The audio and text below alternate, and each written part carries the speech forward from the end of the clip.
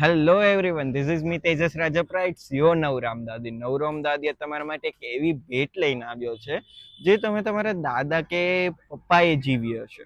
જી હા, તમારા દાદા કે પપ્પાના સમયમાં જે માઇલસ્ટોન ક્રિએટ કરેલી મૂવી છે, હવે આજની પેઢી પણ માણી શકશે. હું વાત કરી રહ્યો છું દેશ રે જોયા દાદા પરદેશ રે જોયાની.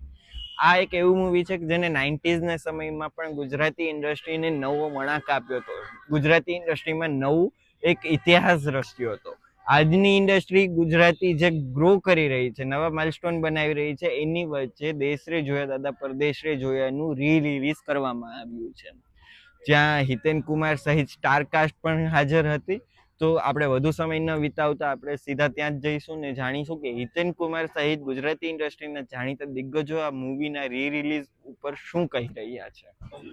Obviously I am very happy excited. કેટલા એક્ટરોના નસીબમાં હોય કે જેની ફિલ્મો 25-28 વર્ષ પછી રિલીઝનો મોકો પામે અને એમની હયાતીમાં એ જોવાનો મોકો મળે. આઈ એમ વેરી હેપી, કારણ કે મૈયરની સફળતા બાદ દેશરેક એવી એ વખતની ઇતિહાસ લખનારી ફિલ્મ હતી જે આજના સમયમાં ફરી પાછી થિયેટરમાં જોવા મળે. ખૂબ આનંદની વાત છે. ઘણી બધી મેકિંગ દરમિયાનની આખી જિંદગી નજરની સામગ્રી પસાર થઈ હોય. સો આઈ એમ વેરી હેપી. નવી મૂવી તો દર 2 મહિને આવશે. હવે તરત જ રજૂ થશે લાયક ના લાયક, ત્યાર પછી બોયઝ વિલ બી બોયઝ, અને ત્યાર પછી દર 3 મહિને there will be a new movie, different અવતારમાં, જુદા જુદા રોલ્સમાં, જુદી જુદી વાર્તા સાથે. દેશ રે જોયા દાદા પરદેશ જોયા ગોવિંદભાઈ પટેલની ફિલ્મ, એમનું ડિરેક્શન, એમના સને આ પિક્ચરને રિલીઝ કરી છે. એટલે આ પિક્ચર જોઈને અમે તો અનુભવ્યું છે, અમારી નસે નસમાં આ પિક્ચર છે. આજે પણ અમે જ્યાં જઈએ છીએ ત્યાં કહીએ છીએ કે કેટલાય દેશ રે જોયા દાદા પરદેશ જોયા જોયું છે. એમાં હું એક અંતરો ગાઉં છું, અને એ અંતરો હું જ્યાં ગાઉં ને ત્યાં બધી લેડીઝની આંખમાંથી આંસુ વહેતા હોય. અને આ ફિલ્મ ચાલી હતી. આ ટાઇટલ સોંગ બહુ જ સુંદર હતું. 80 વર્ષના માજી પણ આ ફિલ્મના આ સોંગમાં બહુ રડતા હતા.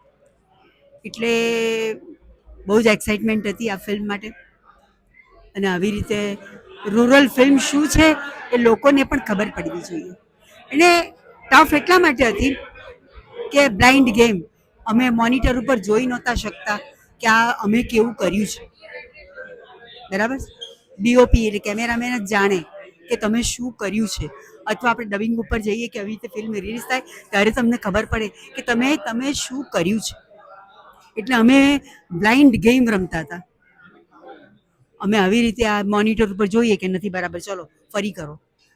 પ્રોડ્યુસરો ડિરેક્ટરો 10-10 વખત કરાવતા હતા અમને. અત્યારે એટલે અત્યારે શું, તમે ના સારું કરો તો કંઈ નહીં, પણ એ જે શું કહેવાય કોમ્પિટિશન હતી ને, વન ટેક ઓકે કરવાનો, એટલે એ બધી જે બધી મજા હતી ને એવી અત્યારમાં નથી.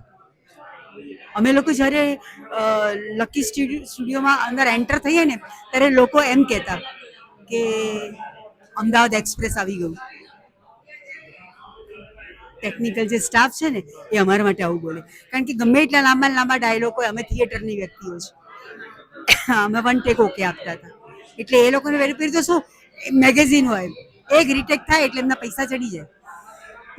એટલે એવી રીતે ખૂબ આનંદ થયો આ ફિલ્મ જોઈને, મજા પડી ગઈ. દેશ રે જોયા દાદા પરદેશ જોયા રિલીઝમાં અમને ખૂબ મજા પડી. દર્શકોને પણ આટલી જ મજા પડે એવી આશા. હાય ફ્રેન્ડ્સ, હું તમારી ભાવિની જાની. તમે ફિલ્મ જોઈ? 27 વર્ષ પછી આવી રહી આ ફિલ્મ છે જેનું નામ છે દાદા દેશ રે જોયા પરદેશ રે જોયા. અદ્ભુત ફિલ્મ. ગોવિંદભાઈ પટેલ અમારે માટે, અમે એમ કહેતા કે ગુજરાતી ઇન્ડસ્ટ્રીના યશ ચોપરા, એમના બેનર હેઠળ કામ કરવું એક લાભો. અને ઘણી બધી ફિલ્મો એમની સાથે કરી છે, પણ આ ફિલ્મની મજા કંઈક અલગ હતી. અને હું આજે પણ દર્શકોને કહું કે 27 વર્ષ પછી રિલીઝ થયેલી આ ફિલ્મ આજે પણ મજા આપે છે. અમને મજા આપે છે, પ્રેક્ષકો આવ્યા હતા એમને મજા આપે છે, તો તમને તો મજા આપે જ. તમારું ગુજરાતી પણ રિચાર્જ કરાવવા માટે આવી જાવ ને જુઓ થિયેટરમાં દેશ રે જોયા દાદા પરદેશ રે જોયા.